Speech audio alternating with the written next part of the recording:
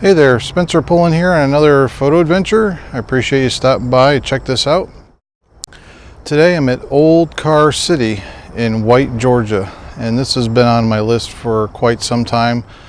I've seen it advertised or mentioned other photo groups, other photo clubs, things like that, educational seminars, so I really wanted to come out and check this place out. And I've been in Florida for 30 years. I moved there from upstate New York, so I'm no stranger from the woods and being out here with all the bugs and stuff. But I gotta tell you, it's been a while since I've left Florida for a trip, and this brings back a lot of great memories. However, I was not prepared. I'm visually overloaded. Being in Florida for so long, get used to the palm trees, the beaches. I mean, this all sounds like paradise, which it is. But it's nice to see other things once in a while. And here at Old Car City, I believe the sign said there's 34 acres of stuff. So I actually got here at 9 o'clock. I'm not sure what time it is. I probably haven't been here about an hour. I did bring the 8x10. I do have 4 film holders with me, so it means I can do 8 sheets of film. So I'm going to be shooting FP4 Plus. Let's see, I'll be shooting that at 125 like I've been doing in my other videos. So if you didn't see the last video, I kind of went over all my development tools. So what we'll do is I'm going to try to take what we shoot today and see if I can video it being developed. So we'll see, because I'm going to be here again tomorrow. So I've got to get everything developed, and then so that way I can get it all put back. I reload the film holders tomorrow, or tonight I should say. So that's the thing about shooting large format, is I don't have any way to store it. So basically I'm going to shoot, and then tonight I'll develop, and then tomorrow or tonight then I'll reload the holders, and we'll go from there. So let's see what we find. This place is really amazing. There's stuff from the 1930s all the way up to, I'd say, the 70s. I just passed a bunch of Mustangs and Pontiacs and things. So bicycles, caps, I think they call them toppers down here, things you put on the truck bed. So yeah, this should be interesting. All right, so we'll see what we come up with.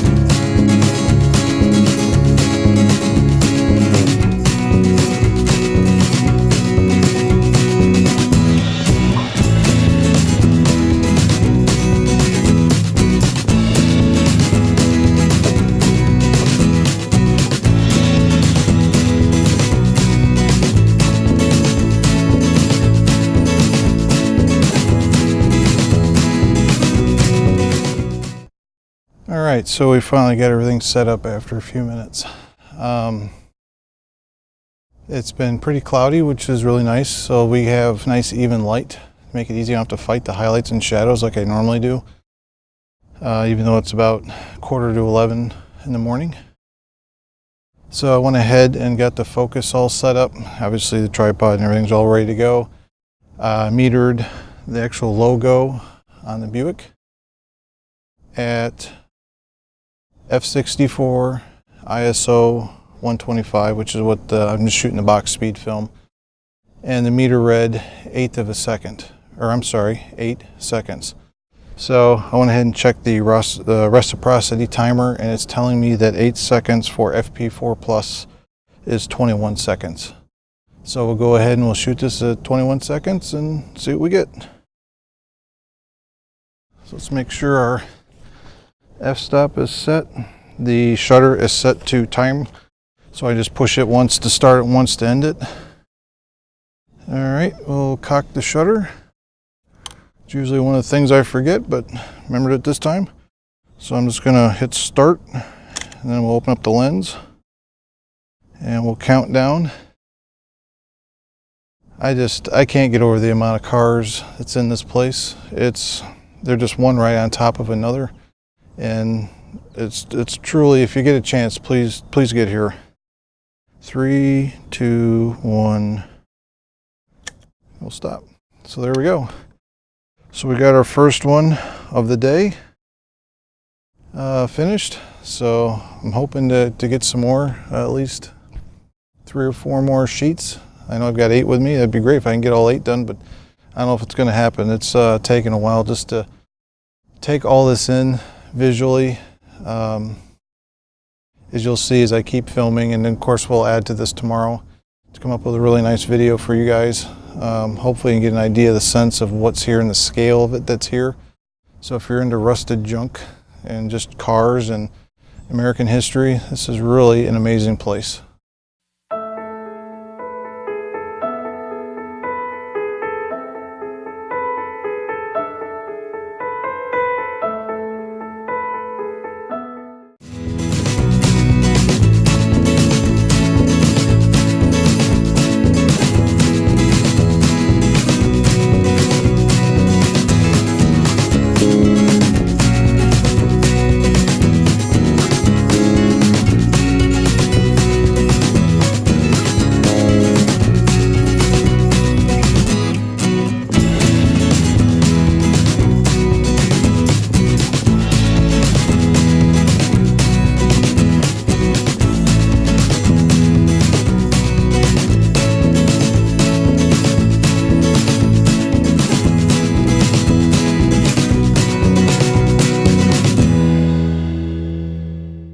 All right, so we're at our second location.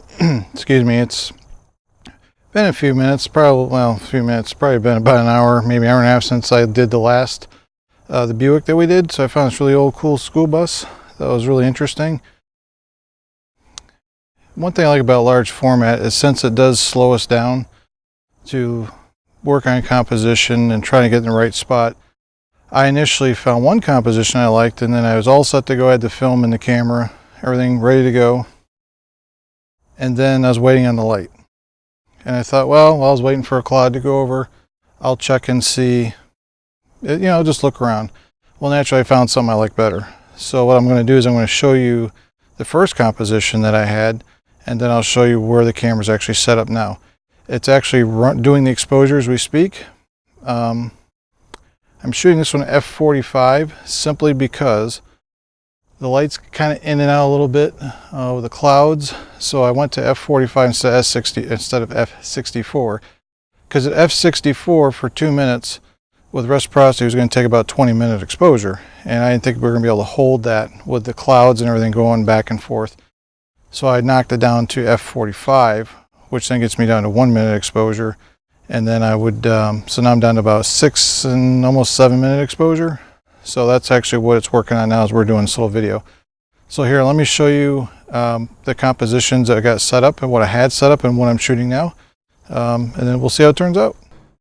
Okay, so I'm shooting this in portrait orientation, and obviously the video is in landscape, so this might look a little bit different. But initially, if I back up some or pan, you can see it says watch your step, which I thought was kind of funny because obviously the steps are all rusted out, and yeah, you would really have to watch your step these days. Then up towards the top, I'll try to zoom in here a little bit, see if the camera can get that. And what it says is please no visiting with the operator, which I thought was kind of fun. But you can see the glass has been probably shot out or something. But anyway, this was initially what I was going to shoot. So then, as I was waiting for the light, if we come down here, I'll kind of show you guys what we're doing. I found this.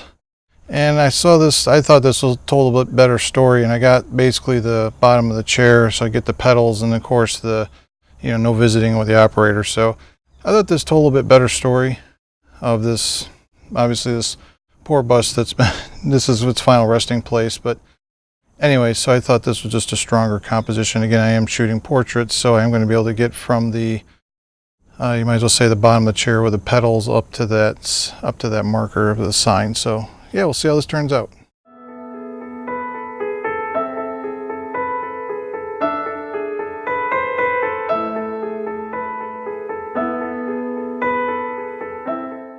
Well, good morning. Today is day 2 at Old Car City here in White, Georgia. So this is kind of giving an update on what I did last night after I took the 2 shots, the school bus and the Buick front. I went back to where we were staying and developed it. And because I didn't go through all 8 sheets of film, I didn't have to reload any, which was kind of nice. But the film did come out, so it'd be nice to see when I get it finished how it actually looks. I don't have any way to work with it, but at least it's developed. There's silver on there, so that's good. So we're starting out here this morning. Just in the same area that we shot the Buick at. This seems to be where the older cars are. That's 1940s, 1950s. So I thought I'd work this area for probably today, maybe do some detail extraction type of things.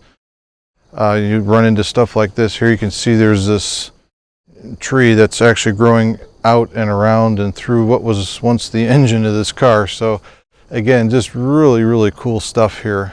Everywhere you look, everywhere you turn, there's just something to photograph. So, all right, so we'll move on and hopefully we'll find a couple of sheets. My goal is to possibly expose 4 sheets today, so I get those developed tonight. And because it's our last day here, so I want to try and get as much as possible until we get a chance to come again.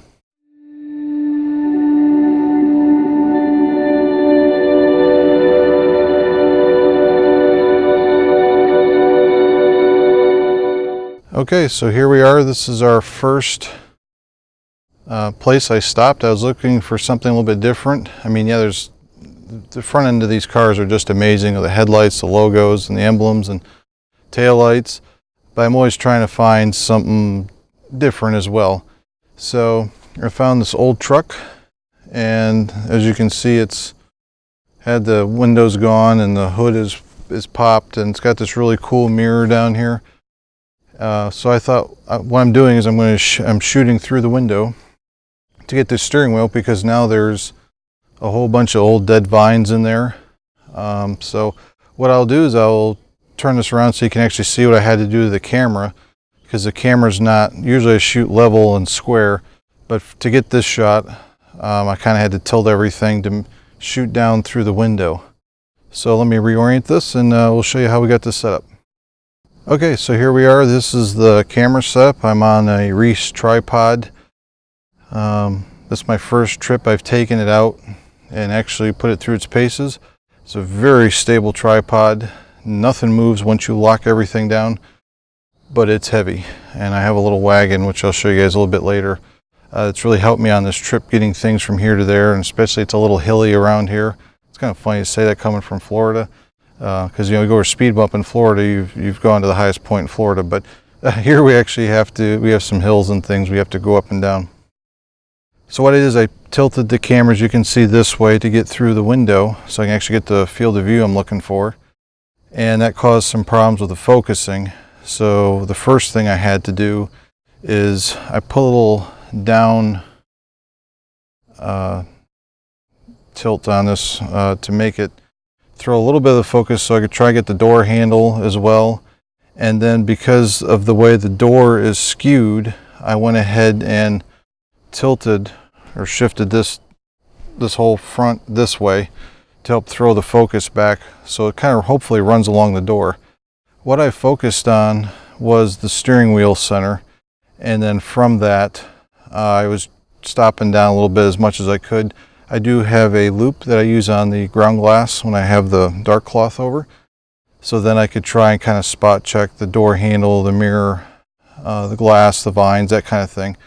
So I shot this at f/64. I metered for the black center of the steering wheel, and that was 30 seconds at f/64, and I'm shooting 125 fp4+. So 30 seconds, I checked the reciprocity timer, and that came out to be 2 minutes and 23 seconds, I believe is what it was. So I put the shutter on time, and then you just click it once and it opens it, and I waited for it to count down and then just went ahead and clicked it again to close it. For those of you who have not seen some of my previous videos, the camera is a Zone 6 8x10 wooden, it's mahogany and brass, and the lens I'm using is a Nikon 300mm 5.6. So that seems to be pretty popular with a lot of folks. They say it's about a 50mm on a regular DSLR, and that's when I shot digitally. That was my go-to lens, was a 50-1.4 is what I used on my Nikon, so it worked out really well. All right, so what we'll do is we'll break this down, and hopefully we'll find something else to go get a shot of.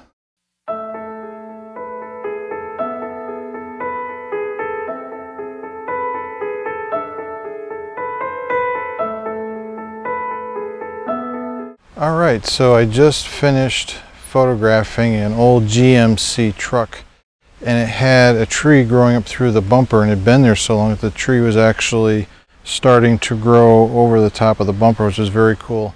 Unfortunately, I couldn't get it on video because it was right in the middle of a main pathway.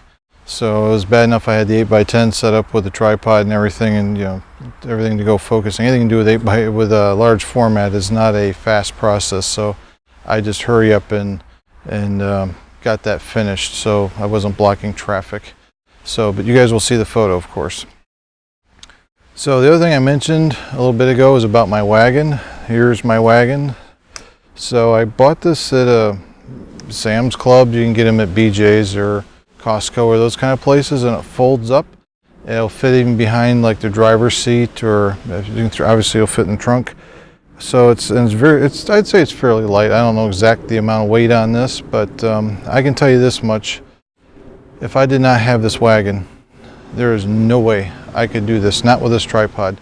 So what I might actually be looking for is maybe some new legs and a new head or something for traveling, and I might use this maybe more around town, or maybe just for studio work. I don't know, I'll do something with it.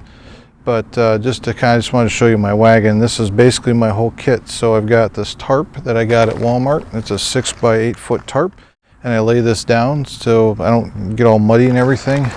Obviously the tripod's this great big long thing, and believe it or not, this is it collapsed. There is a head on it, but it is quite long. I'd say it's at least 4 feet.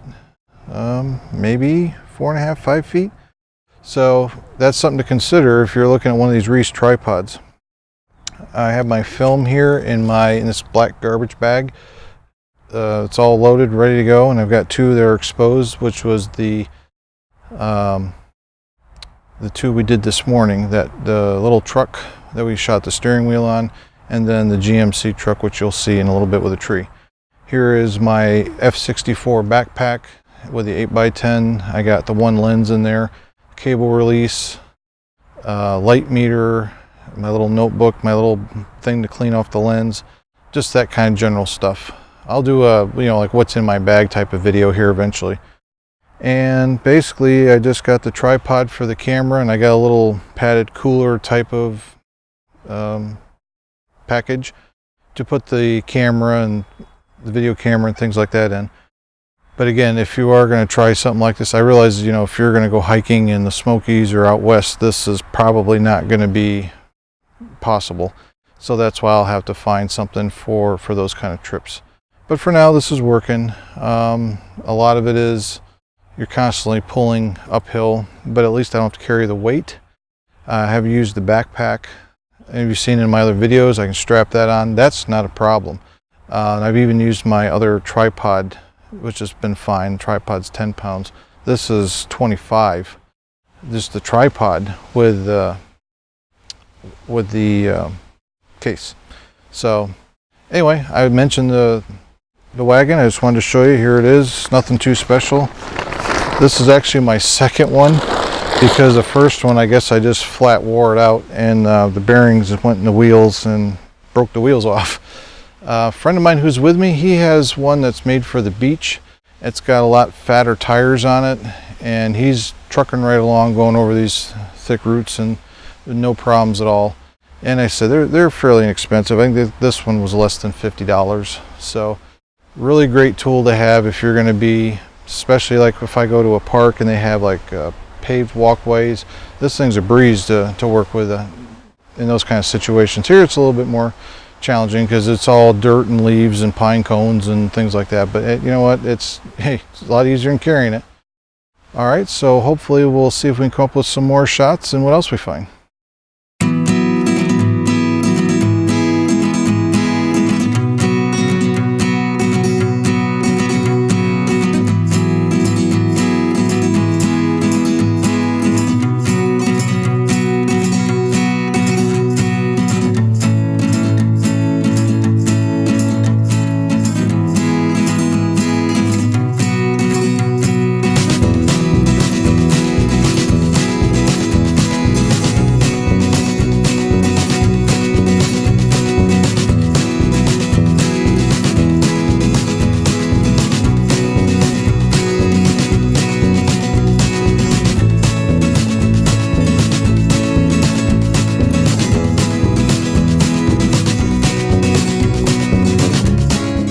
Okay, so last time you saw me, I was out in the middle of Old Car City and I had my little wagon, and I'd mentioned about the GMC truck that had the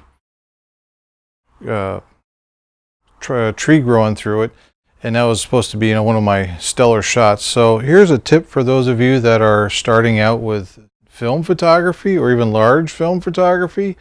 It don't go very good if there's no film in the camera. So apparently after a long trip, and I didn't even drive, so I really don't even have an excuse, but apparently when I loaded the film, after we drove up here, it was about a 7-hour drive, I somehow got miscommunicated and in the dark tent and didn't load one sheet of film in one side of the holder. So one side had film, one side didn't. So obviously when I went to develop, there's no film. So that didn't work. So that's all right. Well, it's a good excuse to come back and do it again. I did develop the truck that with a steering wheel, and it had the nice little rusted mirror on it, and that really turned out nice. So there's a couple things about Old Car City if you're interested in going. It's cash only, and as of right now, we're in November 2017. If you want to take pictures, it's $25. If you just want to walk around the grounds, it's $15. Bathrooms basically are almost non-existent. You might want to go across the street and there's a little restaurant that you can use. What else? I would pack light as possible because, again, there's a couple of us that took our wagons and pulled some stuff, but still it is a little hilly, and you do have to push or pull on your gear to get it up and down. Or if you have a backpack, that's the easiest way. But so depending upon what you guys are going to be taking with you. Other than that, yeah, I would plan at least 2 days to take advantage to see everything. And we could probably shot a whole week and still not have saw everything, all the little nooks and crannies and emblems and things. So anyway, so I hope you appreciated this little adventure. If you like, please like and subscribe, and hopefully it'll help you if you guys decide to go to Old Car City. Thanks for watching. We'll catch you next time.